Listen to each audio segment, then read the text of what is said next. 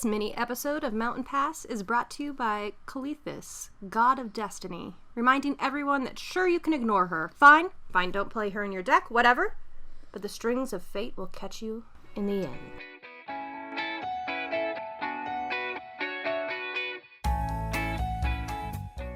Welcome to Mountain Pass, your window into the standard environment. I am your host, Charla Schluter, and this is my co-host, Gabe Johnson. Yeah. Welcome. This is our mini-sode. It's a little bite-sized episode. Bite-sized episode, Yeah. number 3. We're here without Brandon today. Unfortunately, he is down with the coronavirus. Yep. So, he might be out for a little while. I think probably... Look, I don't want that shit here. I was like, He tried to convince us he would just wear a mask and it would be fine, but we're just not going to. We stuck him on a boat. He's bobbing out in the middle of Beaver Lake. Yeah, I'm sure he's fine. Should be good. Yeah. Should be good. Beaver Lake's beautiful this time of year. We gave him a blanket, so it's all good. We Did have shoot smallpox arrows. on the blanket, but... But anywho... So, Charla, what are we going to talk about today? Well, we actually have a lot of really cool new stuff coming out in Magic. Oh, yes. And some of it we can just barely touch on because, I like that you're really quietly trying to crack open a cold one there. There you go. Now that we're comfortable. But yeah, we've got Unsanctioned that's about to come out, which is super cool and exciting. I love unsets. Yeah, they are great. What do you think about them not drafting for this one? I'm a little disappointed. That was like the only way I really interacted with the last unset, and I didn't really get, I didn't play any commander games with it before they had that window where you could play them in your commander deck, which was cool, but I didn't actually get a deck together in time. Right. To hit that window, so I did draft it, and it was super fun drafting, and I loved it. You know that my store is going to have an uncommander day. I did, yeah. So I have been thinking about putting together some stuff, so we'll see. Awesome. Although I do like the whole game night aspect of it. It does seem pretty cool where you get all 5 decks, and you can sit down and just jam them or whatever. That seems pretty cool. I think I like them a lot, but I really wish there was a way to draft, because that, by far, I think is the most interesting, fun way to interact with it. Yeah. And maybe it's because I'm too old now, but it feels like one of those toys I would get at Christmas and be like, I love it! And then 2 hours later, I would put it in my closet and forget about it. Well, you can't do anything with it. No. I mean, there's no, what are you going to do with it? Yeah. You show your buddy, you're like, hey, check out this cool card. Oh, all right, that's it. All right, well, okay. Yeah. Okay, well, that was a good time. But we also have Challenger decks coming out. Ooh, I'm excited about these. Yeah. I thought the last, when they did these before, the Challenger decks were a awesome way to get your friends to come play Magic, because you were like, hey, there's this $30 deck. You can buy it. It's great. You can just, you're only in it for $30 or whatever, $40. I can't remember what they were. You're not going to have a miserable time. Yeah. Which is great, because... No offense, I know Wizards is listening to our podcast very carefully because we set the tone of all. That's right. Yeah, of Mark, standard. we're talking to you. Yeah, we are talking to you. Planeswalker's decks are garbage. Trash. Just, buy, deposit directly into the garbage can. Yep. Maybe open the packs. That being said, I did have this 8-year-old beat me with the Oko Planeswalker deck a couple weeks ago at FNM so awesome. With my super tuned blue-black control deck. He got me game 1, and I was like, oh, shit, I really gotta play? You're like, wait a minute. Okay, let me rethink my strategy here. You were shuffling up, you're like, this'll be a give me, it'll be cute. Pat him on the back and be like, good job, buddy. Good job, buddy. Now send you on your way. No, he took me down game 1. I was like, ooh. Uh-oh. Which reminds me, never underestimate your opponent. That's true. Well, you know what? We're going to start a really good segment, just as a teaser for our next episode. You guys, tune in, because we're going to be starting a segment called Up the Down Escalator, where we're going to be giving you the best advice. The best. How to win Magic. At Magic. The Gathering advice there is out there. Yes. So. Yeah. So tune in. You probably won't win this FNM because you won't have that advice yet. Yeah, but next time, we're going to guarantee it. Guaranteed. Just going to say it right now. We will give you all your money back if it... All 6 of our listeners. Yeah. are going to win their Friday Night Magic. It's all going to be here. I don't know how you're going to have 6 winners, but it's cool. It's cool. It's fine. We'll figure it out. No, the Challenger decks look awesome. I'm actually really excited. The value is kind of insane. They're really, really good. So I'm curious because there's no MSRP, like what people are going to be selling them for, but yeah, and I've seen a lot of them. They're not going to be worth it. So for those of y'all who don't know, there's going to be 4 Challenger decks. The first one is Allied Fires. It's a Jeskai deck that uses Fires of Invention to cast a bunch of Planeswalkers, some board wipes, and just good removal. That was kind of my least favorite. Ironically, when I was looking at these, because we were like, okay, which one's your favorite? That is my least favorite, and I think will sell the best. Yeah, I think so too, because Fires of Invention has been such a cool deck, and Correct. it is a fun deck to play because you it's get a that hot button word, and you've got Planeswalkers. Yeah, exactly. So you're gonna get some people that are like, oh, I wanted to try out the Fires decks, and then you're gonna get little kids that are like, all I want in the entire world is a Planeswalker. Yeah, exactly. So. You mean there are 8 Planeswalkers in this deck? I got it. This is so good. Unfortunately, this is not actually the Fires deck, and it's not even really close. I don't even think you could really adjust it enough to make it into the Fires deck. Not the one that's actually competitive that just showed up in Worlds and everything. No, it's not really that good. So, if you're in for casual, this deck looks awesome. It looks super fun to play, but not really super you've got competitive. Kinrith, the Returned King, in it, which is There's fun. some good cards. Like, the value's still pretty good Yeah. for the deck, but it looks sort of kooky. You Yeah. probably could steal some wins with it. probably. But meh. The next one is Final Adventure. It's a green-black adventure/knights deck. It does have 4 Edgewall Innkeeper, 2 Knight of the Ebon Legion, and 2 Murderous Rider, which are sort of the big draws to this deck. So, like, really good value. Also have Vraska Golgari Queen. Let's talk about how it has a Fabled Passage. Oh, yeah. Fabled Passage. Like, that pays Not for the bad, deck. pretty And much. Plus 2 Castle Lockthwains. Yeah. So I'm definitely going to be ordering at least one of these just so I 10 can... or 20, whatever. Well, you Just have a in store, case. so you actually get value out. I have to play with these cards. Oh, right. But no, I think just value-wise, this deck looks awesome. And, I mean, that green-black adventure deck is pretty cheap to build once you have this core. I think this one's almost the easiest to upgrade, or the Absolutely. cheapest to upgrade, probably. You can easily put in some hinges if you wanted. You could do some rotting registers. Yep. There's a lot of really easy upgrades. Yep. This one might be my favorite because I think their sideboard, they were thoughtful with it too. Because you've got your Thrashing Brontodon, so you're going to be able to deal with... Yeah, that's true, and the Massacre Girls. the Massacre Girl, which I think is an undervalued card. And 4 Noxious Grass, I know! which is played in Pioneer and can't even Modern. keep that in like stock. that card is great. So, yeah, this deck looks great. The next one is Cavalcade Charge. It's a mono red deck built around the Cavalcade of Calamity. Yep. This one has 3 Chandra Acolyte of Flames in it. This actually 4 is Torbrands not and that 4 Bone off. Crusher Giants. 4 Bone Crusher Giants. This deck is nuts. If you're into the mono red, this deck is like straight out of the box. It's great. It's almost identical to the mono red deck that's doing really well. Yeah. The biggest thing is the Embercleave. Right. You got to get more Embercleave Right. in there, but yeah, I honestly would that's- lose one of the Torbrands for that because Torbrands being legendary, I think probably, and being a 4-drop, Yeah. 3 of him would be enough. Yeah, but this deck is insane value. I mean, just easily over $100 of value in this It's deck. so crazy. The last one, this one's my favorite, of course, is Flash is of it? Ferocity. No, it's not. Is it? It's Simic. I'm leaving. That's it. Podcast over. Minisode up. Hope you filled up on that snack because it's done. No, this one's a Simic Flash deck, and this one also looks really good. Very close to the optimal like Simic Flash deck. Now, this is not a deck that's been really good in Standard since the release of Theros Beyond Death, but it's still an awesome deck, and it's really fun to play. And this looks great out of the box.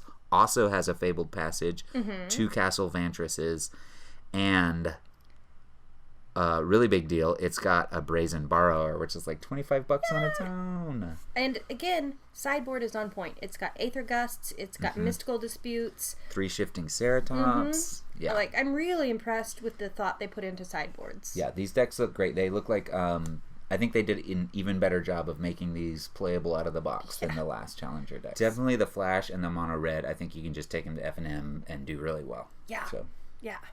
Psyched about that. I think the biggest thing that they would need for upgrading would be land. Yeah. And that's always the case. Yeah. Because you don't want to be, especially with that, you don't want to be a turn behind.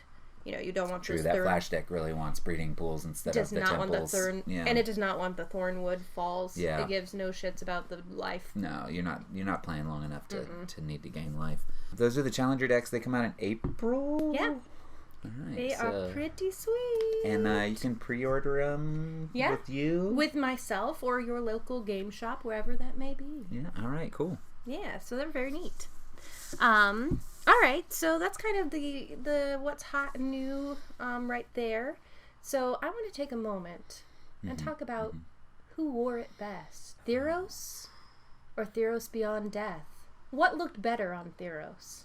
The low A cut. I was gonna try to go fashion, and I'm like, I don't even know terms to even try to where are we going take with us down this road. I want to follow you there. I do. There's some really bell bottoms. That's a fashion word. Train. Some dresses have trains. Was it the V-neck white T-shirt? There we go. Yeah. Was it the death mask of Elspeth or the white hood? There we go. See, I got there. Just took me a minute. Yeah. All right. So this is, we're just going to talk about kind of some of the cards that showed up in the original Theros, and also we get again in Theros Beyond Death, and whether they're better now or they were better back then. Right. What do you want to start with? A little bit of comparison. So let's start with a very clear, at least in my opinion, very clear who wore it best, and that is Nylea, God of the Hunt. That's the original Theros one.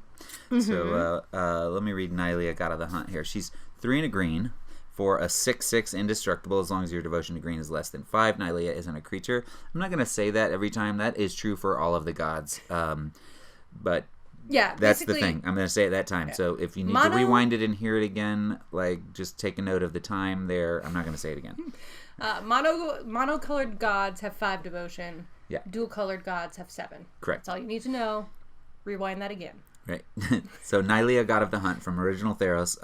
She's a 6/6, and she gives all your other creatures trample. You can pay 3 and a green to give target creature +2/+2 until end of turn. Pretty strong. Pretty strong card. Yeah. She was very good back in the day. Plus her bow was giving stuff death touch and things like that. Yep. So she saw play. And then we have our new Nylea, Keen-Eyed. And that one, so she makes it so your creature spells cost 1 less to cast. So she's every Timmy's dream. And then for a green and 2, you can reveal the top card of your library. And if it's a creature card, you put it into your hand. Otherwise, you may put it into your graveyard. So... Yep. And she has the same mana cost. She's also 3 and a green, and she's a 5/6 instead of a 6/6. Right. So I feel like the new Nylea is way worse. But I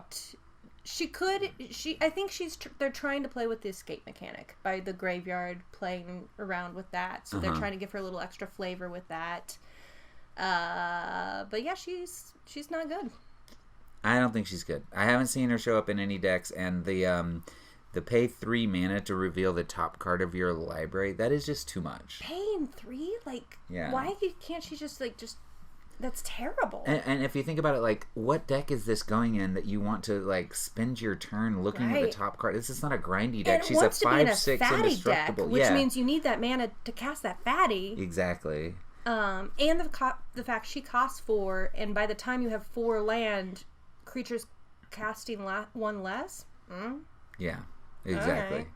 Cool. I mean, what are you even playing with? What is happening? So my thinking is that maybe she's a plant. So we've got not like she has leaves and she photosynthesizes. I mean, all right. Continue. I'll follow not you. Also like she's a spy. She's been. I was going for the spy. I was like, yeah, tell me all about it. So the next secret spy. The next set, what's it called? The monster building set. Yeah. Ikoria? Yeah, that's what I said. Ikoria. Yeah. I think maybe she's supposed to be good in that set, where we're gonna play some big fatty creatures and try to stomp our way to victory. Because she's not really good in this grindy. No. You're not playing a green. That's just not the deck that she wants to be in, right? Like, no. green grind you out? I don't know. I don't like it. Whereas Nylea, God of the Hunt, she clearly has a thing. She's like, I'm big, I'm indestructible, I give all your creatures trample, and all we're doing is we're turning sideways and we're stomping you, right? Like, it makes sense. Every piece of the card is clearly geared towards, like, I'm killing you dead. Yep. The other one just feels awkward. Don't like it. Yeah. So, okay, this one goes to Original Theros. Then. Original Theros. All right, one Original Theros. Theros Beyond Death 0. Mm-hmm. So I have a lot of thoughts and feelings about this one, and, my opinion could change. So we're going to do, this is Thassa, God of the Sea. Now, the original one is one I actually played, because I played Mono Blue, and I'll talk a little bit about that in a minute. Of course you did. Of course I did. It was crazy, though, because the Mono Blue was creature-based. Mm-hmm. So it was real interesting. But anyway, so Mono Blue, this one just costs 3. 1 blue and 2 colorless to cast it. It is a 5/5. And at the beginning of your upkeep, you scry, and that is just a stagnant ability. You just are scrying all day long. And then you pay 2, and a target creature you control can't be blocked this turn. So that was the original Thassa. And you want to tell us about the new Thassa? Sure. Thassa Deep Dwelling, 3 and a blue. She is a 6/5 indestructible, and at the beginning of your end step, you can exile 1 other target creature you control, then return to the battlefield under your control. So you blink a creature at the end of your turn. She also has this one line of text that everybody forgets about, which is 3 and a blue, tap another target creature. That turns out to be really, really good. I do always forget about that one, to be honest. And it's particularly good in a world where blue-white is the best deck and the end game with blue-white is Dream Trawler. Right. Because you can tag Dream Trawler with that and make them tap so that Dream Trawler never gets to attack and never gets to block. Which is pretty good. And it also would be in a shell where you might have that 4 mana, whereas in Nylea you don't have that mana. You don't want to be doing that. Some kind of ramp spell where you've got like 1 billion mana approximately. Okay, so my feeling about these two is it's hard to compare them because they have such different shells. I agree. Like, I think the new Thassa is in a much more control kind of shell, whereas old Thassa was in a creature-heavy shell. Yeah, more of an aggro. And she's still played in aggro decks. There's a mono blue aggro in Pioneer. Oh, yeah. That features Thassa, God of the Sea. And I think there's even like a Merfolk deck. She played in Merfolk in Modern? Oh, yeah, she is. Yeah. Because a lot of Merfolks and stuff have the ability of, like, if a creature hits them, then you draw a card. Or if a creature does this, someone discards a card. So part of what she was used for, one, you could finish the game out as soon as she became a creature. You suddenly have an unblockable 5/5 indestructible. That's bananas. Oh, yeah, because she can target herself. She can target herself. Nice. And she was also played in a deck originally where you had a flyer, and I was trying to look up the name of it, so our 6 listeners yell it at home. But it was like, it was this flying creature that it would come in and hit, and then you could play the top 3 cards off of your opponent's library, stuff like that. So she helped build around that.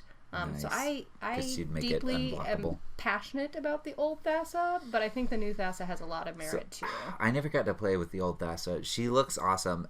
I will say I have been on a serious tear on Arena with Simic Ramp, with Thassa, Agent of Treachery, what's that little blue-green elemental guy? I forget, from M20, the one blue-green who... Risen Reef? Yeah, Risen Reef, and not a lot of other things with ETBs. Turns out you don't have to like build a deck that's like heavy ETBs for Thassa to be good. If you get 1 or 2 blinks out of Thassa, and also in a blue-green deck like that, she's often just a 6/5 indestructible. Which is that no joke. Closes out games pretty quick. Yeah. So, and again, you've got so much mana. The tapping comes into play there. So she has been really good for me in that deck. And I started with 4, but I've cut down to 2 in that deck. So she's not really the centerpiece anymore. But the deck is really good, and she is excellent in that deck, especially when you ever get to bounce Agent of Treachery. Is she hard to cast with 4-drop, or is it not too bad? No. Okay. No, I mean it's a ramp deck, so Right, I'm so just you're doing, getting there. Usually on turn 3. Yeah, by she's then. coming down. Yeah. Well, very cool. We'll maybe put her in the coin flip spot. All right, so we've got one that's a toss up, maybe.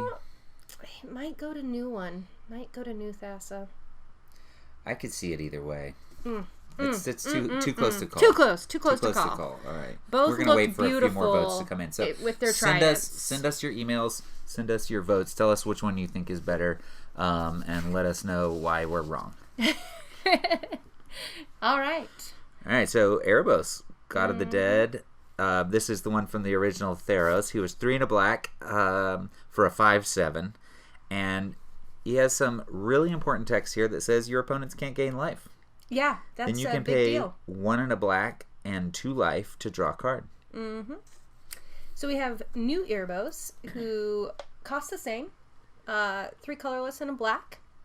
And whenever a creature you control dies, you pay 2 life.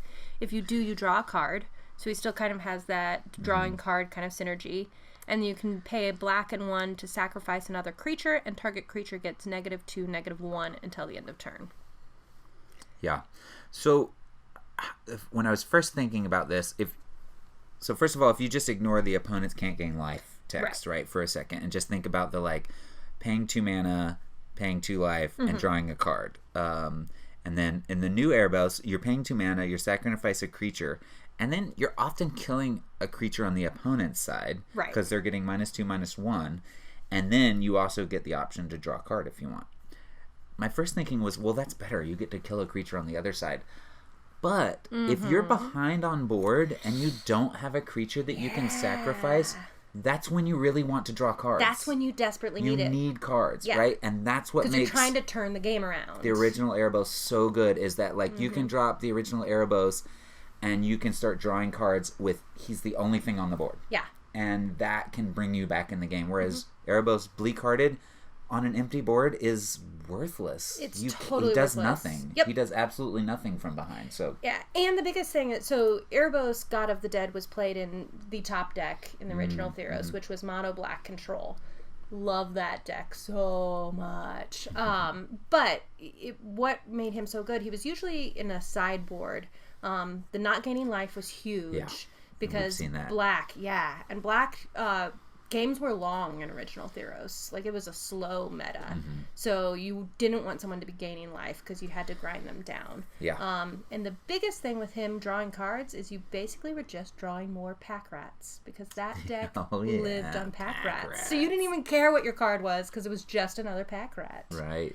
I think the mono black aggro deck that kind of was the first deck to beat in standard Beyond Death Theros Beyond Death standard. Oh yeah, with the Night Shepherd and everything. Yeah, everybody thought that was going to be the deck, but it turned out it just wasn't strong enough. But if it had this card where your opponents couldn't gain claw life, their way back and out, then you could just draw cards when you were behind, I think that would have put this deck over the edge. Yeah.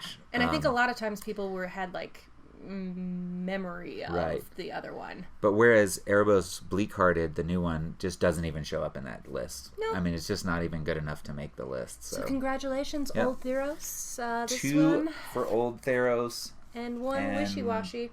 Yeah. Yeah, and we got the 1 too close to call. All right, last card here. Yeah. Oh, no, we've got 2 more. We got 2 more cards, yeah. So we're going to we'll end this one. This one I think is pretty clear too. So Heliod, God of the Sun, the original Erebos one is 3 colorless and 1 white.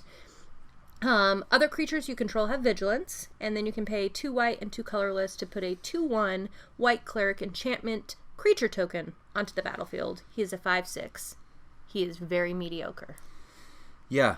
Not super impressed with this Heliod. Pretty boring. Yeah, but let's talk about new Heliod. Okay, Heliod Suncrown, 2 and a white for an indestructible 5/5. When you gain life, put a +1/+1 counter on target creature or enchantment you control, and you can pay 1 and a white, and another target creature gains lifelink until end of turn. So he's essentially a 1-card combo machine. Yeah, he's phenomenal. He claws your way, as we talked about, gaining the life. Again, the old Erebos against that would have helped a lot. He'll claw your way back up. Yeah, multiple infinite combos with this card that Heliod Suncrown. made possible, full decks that he made possible, but also just in standard, just really good in a mono white shell, just as a value guy to good. pump your creatures, survive wraths, add a little value, get your board back in state when you when you do get hit with a sweeper. Just an all around great card. Yeah. And I think this one goes to Theros Beyond Death. I think without a shadow of a doubt. All right. Theros Beyond Death. Congratulations. You got one. You got one. Now let's see. Oh, maybe it'll get this one. Oh yeah. Maybe. Yeah. So this is Elspeth. I mean, she was kind of the centerpiece. She's on the ad, so was. Surely they made the Elspeth. They were like, she's our poster child. Really pushed. Yeah, because they were like, okay, we got to make her phenomenal because she's literally escaping death. Yeah. So she's gonna be awesome. Yeah. So and she is significantly cheaper. She is 2 white. So 4 mana for a legendary Planeswalker. Starts with 5 loyalty. That's pretty good already. That is pretty good. She has, and this is the crazy part, she can escape for 6 mana and exile 4 other cards from your graveyard. So when she's in the graveyard, you just get her back. Whoa! Over and over again. Over and over. So as long as you have 4 cards in your graveyard, you just get this Planeswalker, this value machine back on the battlefield. That's cool. Unfortunately, once it's on the battlefield, it does almost nothing. Oh, right. And it just negatives. Yeah, it only negatives. So -1, up to 2 target creatures you control each get +2/+1 until end of turn. Okay. -2, create 2 1/1 white human soldier creature tokens. Pretty meaty. Cool that they're humans. Cool. Yeah. That's nice. A thing. -3, you gain 5 life. What deck is this going in? No understand. deck. This is the problem with this card. It's like, I'm like, what is this card trying to do? Also, it wants to have something that's putting cards in your graveyard, because honestly, exiling that many is a steep cost. Yeah, you're not playing in a mono white aggro, because if you're putting that many cards in your graveyard, I'm sorry, you have lost the game. Already game lost over. The game. You do not want to be there. I put 4 cards in my graveyard, and then I got my Elspeth back, and I was dead. And then I negatived her for 2 human soldiers? Yeah. And you're not playing her in a control deck either, because, no, she's not. She making doesn't your close guys it. +2/+1. And she is not a finisher. Oh, right. The 2 tokens you made before. Why? Yeah. So I was disappointed. I really wanted her to be good. She's okay. There are some spots where you really do just want some you need some bodies, you need some board presence. There's some in spots. Draft, It's like a I might sideboard. take her. Sure, I'd take her in draft. I put her in the sideboard of blue white for a little while, but then I took her out because it wasn't good enough. Because you were like, wait, this card is garbage. Well, let's talk about a different Elspeth for a minute. Who I did play. Oh yeah. I played her in multiple decks. I played her in an Esper control deck, which is my favorite one to play her in. Yeah, Elspeth Sun's Champion. Yeah. 4 white. So 6 mana. So she's steeper cost. Yep, and for only 4 loyalty. Yeah, that is true. Starts at 4 loyalty. Unfortunately, you can +1 her to put 3 white soldier tokens onto the battlefield. Which is a +ability instead of a -1. What? And you get 3 you of could them. just do that every turn? Yeah. And she protects because you've got 3 blockers now? Mm-hmm. And you also can use her to destroy stuff. So her -3 ability destroys all creatures with power 4 or greater. Yep. So you can do a nice board wipe to get rid of all their shit. You're not going to kill the soldiers you just made. Nope. So, yeah, she is a powerhouse. And then her -7 is game ending all by itself because she is a single card combo, right? Oh, yeah. You and then you -7 and you are killing them. Oh, yeah. She gives an emblem with creatures you control get +2/+2 and have flying. So all 9 of your tokens are now 3/3 flyers. Yeah. So right there, they're dead. I play her in my Pioneer blue white Pioneer control deck. She's amazing. I don't play a lot of her because she's a you just need 6. 1. Yeah. I mean, you only need 1. So good. If you get to the point where you're casting Elspeth Sun's Champion, you're probably gonna win. Probably gonna win, but she helps close that gap. Yep. She does. She's a good finisher. Yep. She was also played in a nice Azorius deck, blue-white control deck back in the day, too. She was great. Yeah. And she could fit in White Weenie if you wanted. I don't typically like White Weenie, but you could. You could. If you were that person. Don't like the deck, but you could do that. Sure. Yeah. So this one's going to Old Theros. Yeah. So we got... Let's tally it up. 1, 2, 3 for Old Theros, 1 for Theros Beyond Death, and 1 Too Close to Call. Well, Yeah. Theros Beyond Death, I'm sorry. 3-1 does seem like... Yeah. That power... Theros wore it. That power best. creep, that's what we call power creep Negative right power there. So congratulations, Theros. Your trophy is in the mail. Yeah, We just we'll need be to sending that out. We just need to get it Solid gold. inscribed. Solid gold. Yeah. We do nothing but solid gold around here. No. Yep. So if you'd like to help donate to pay for that trophy. And speaking of paying for that trophy, let's go to our first ad break. Yeah, absolutely. There is a new king of comedy in town, and he has been killing it all year in the underworld comedy clubs. Now, the epic comedy of Timurit is available in all new album, Timurit Prank Calls the Dead. Hello? Yeah, is there an Irma there? Last name Rotting Corpse? Let me check. Irma? Irma? Hey, is there an Irma? Hey everyone, Irma Rotting Corpse. What? Who is this? If I ever get a hold of you, I'm gonna give you leprosy. Hello? Is your boat to Athreos running? I think so. Why? Because you better go catch it. Why, I oughta. If I get my hands on you, I'm gonna. Order Timurit Prank Calls the Dead now. Now, and you will receive a free long-distance calling card. Never get stuck in the underworld without a way to call home again. Just 6 easy payments of $19.99, but only if you call now. Hello? Can I speak with Elspeth? Is this a prank call? I'm on to you, Timurit, you bastard! I'm not falling for it again! No, I really need to speak to Elspeth. Can you see if she is there? Oh, hold on, let me check. Has anyone seen Elspeth? She just escaped back to the overworld. What the you mother... If I ever get my hands on you, Timurit, I'm gonna be... So I think the only other exciting news that's happening in the standard Magic the Gathering world right now is World Championship. Worlds! Do you see what I did there? Oh, It was so wow. good. It was Worlds, pretty clever, right? It's funny. Since yesterday I came in and I was like, hey, have you been watching Worlds? And you were like, Worlds what? I was like, World Cup? What's going on? So for any of you who haven't been paying attention to what's going on in the competitive Magic scene, World Championships was this past weekend. It was. And congratulations to Paulo, Vitor, Damo, Rosa, who took it down with, let me think, what did he play? Was it a mono red deck? I think it was mono red aggro. No, it wasn't mono red. It was like, was it a ramp? Shoot. No, it's like a mid. No. Oh, I know what it was. Oh.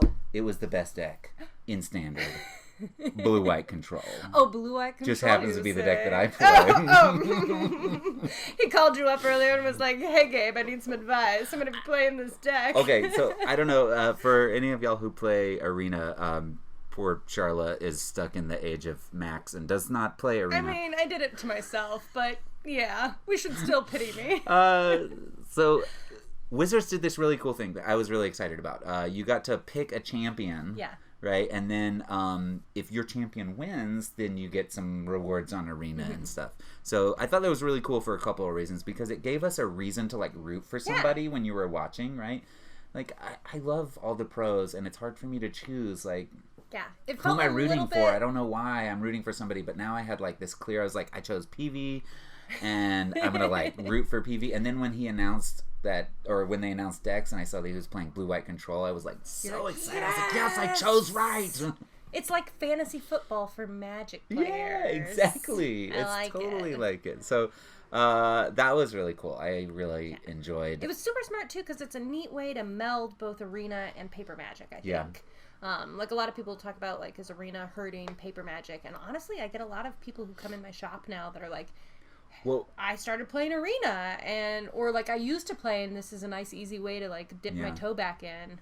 So. And did you get to watch any of the championships? I did a little bit. So I saw the last day with the 4-hour slugfest. Oh, yeah. Which was incredible. Because we had 2 control decks going toe-to-toe. So yeah. Well, Jeskai Fires is more of a mid-range deck, I think. But that's true. But either way, it was neither one of them were like aggro. Decks, yeah. Right. So they did paper drafts. So I guess you missed the draft portion, but both on day 1 and day 2, they started with paper drafts. So they drafted in paper, and then they moved on to Arena to play the like standard portion, which I thought was really cool. That like melding of both. Yeah, that both is worlds. neat. Yeah.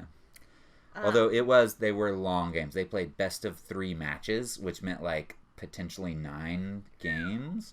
And that was during the like Swiss, and in the championship, the finals.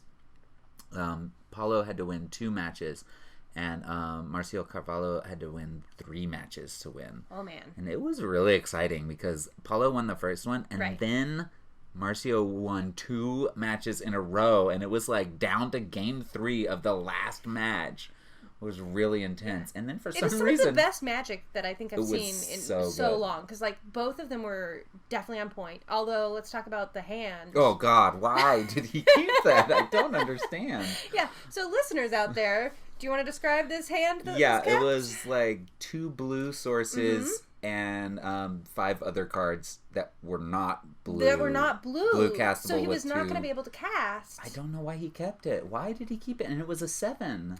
So if you're listening out there, let us know why. Why did you keep this hand? Yeah, Marcio, tell us. Can you please enlighten tell us what's going on? I assume he was tired, right? There was some definitely tired. I don't know if you caught any of Autumn Burchett's match, but poor Autumn was like falling asleep. I felt so bad for them. I was like, I get it. You've been playing Magic for like 16 hours. Yeah, so long. So it was definitely like fatigue is a real thing. You know, when you've been playing Magic and Marcio had to battle it out. Paulo was like, I think he was taking a nap the whole time Marcio was playing for like 6 hours. Like he like won his match and was like, okay, going into the finals, and then Marcio had to play like 6 more matches. Yeah, which means you don't have that break in there.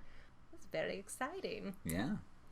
So overall, I thought it was a great success. I thought the coverage was awesome. I loved seeing all the commentators, and I just thought it was really fun to watch. Yeah, from just a viewer's perspective. Yep. So how did he finally end the game? How did he Paulo? Close it out? Yeah. It didn't even matter because Marcio never played anything on that last game. He just didn't actually play. No, he didn't play Magic at sort all. Of sad. Wow, this was so anticlimactic. A little bit. It was like tense all down to this game, and then it was just like, and then it was like bad mulligan decision. Oh, well, here we are. Yeah. Yeah. So we're going to talk a little bit about mulliganing decisions in our first installment of Up the Down Escalator on our next full episode, which should be coming out sometime next week. Yeah, so tune in then with us. And I don't have anything else to say, do you? End of turn. Crack a beer.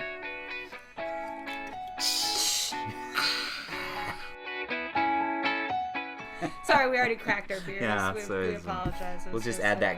Add that sound in later. Yeah. Put some ice going in. Oh, really? You don't want ice in your beer, though. Speak for yourself. I like my beer watered down and flat. I thought I wasn't doing an episode with Brandon. He drinks it that way out of the bottle. It's Rolling Rock. Brandon, see you next time. See you next time.